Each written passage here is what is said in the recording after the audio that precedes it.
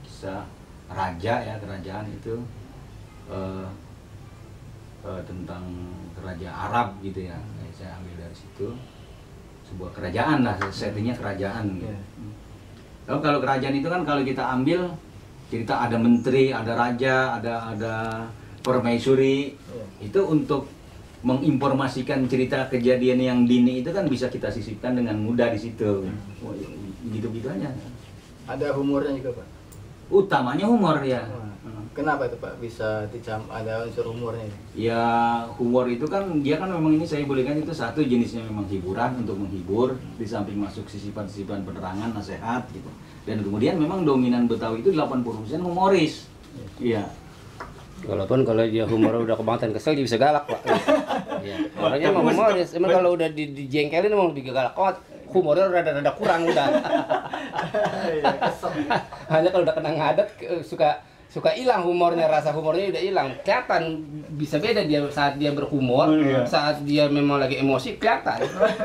Beda gitu dengan nama suku lain kan enggak, mamanya dia karena dia kelembutannya dia gitu. Jadi saat dia memang lagi emosi sama dia lagi nggak emosi sama.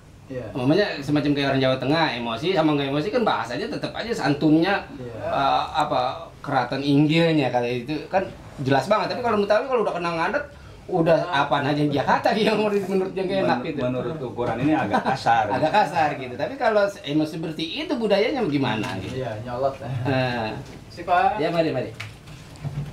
Gimana sih, Pak, kalau cara seorang seniman tampil sebagai juru kayak itu gimana, Pak?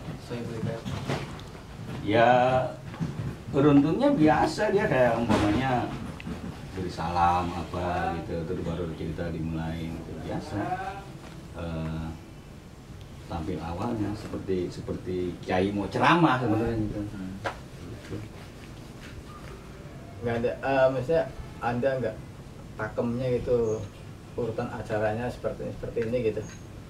Ya pakem bakunya sih secara ini belum ada yang nentuin gitu ya. Tapi di situ secara otomatis ada dia seperti pembukaan, ya gitu. Terus isi gitu ya, materi yang disampaikan ya. Terus terakhir itu udah mau dikasih ya penutup. Ada kronologis itunya tetap ada gitu.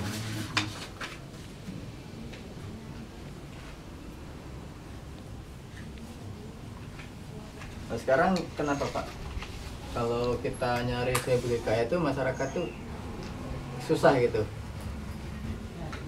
Ini untuk misalkan orang mau nampilin Syaibul Hikayat di sebuah pesta gitu, kan susah cari informasi. Apa karena memang sudah hampir punya itu, Pak? Ya di antaranya gitu juga ada. Terus memang pelakunya yang jarang gitu, nggak ada pelakunya.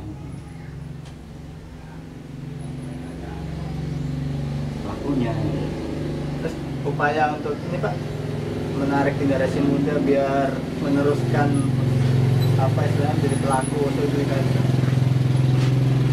Ya kalau saya kan memang di sini sanggar ya, ada sanggar. Kemudian juga seminggu bisa 2 kali latihan, bisa 3 kali latihan, apalagi menjelang pentas bisa latihan tiap hari. Nah di situ kan secara otomatis ada juga yang mengarah oh ini bagusnya dia kalau yang punya bakat kelihatan gitu. Ini udah suruh dia Syaibul Hikayat apa, ntar kita coba kita apa. Ada juga, makanya di sini sistemnya ada di sini gitu. Kayak ini juga dia pelaku, ada teman juga ada di sana gitu.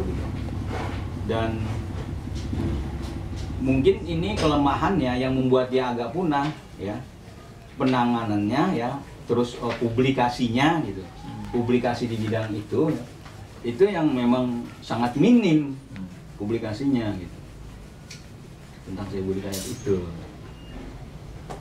Rasa di situ. Kita kembali lagi Pak, ke awal dulu, Pak. Kira-kira sejarah Syaibul Hikayat itu di Jakarta tuh seperti apa sih, Pak? Pertama kali muncul gitu. Dulu kan ada Muhammad Bakir itu, dia memang penulis naskah Syaibul Hikayat. Itu kan dia awalnya naskah itu malah dia masih bentuk tulis tangan gitu ya. itu disewain gitu ya. Orang mulai baca waktu itu saya bacanya di laptopnya itu orang pada sewa apa baca. Nah kemudian pada saat itu dalam bentuk naskah aja gitu, ada dokumennya di LKB.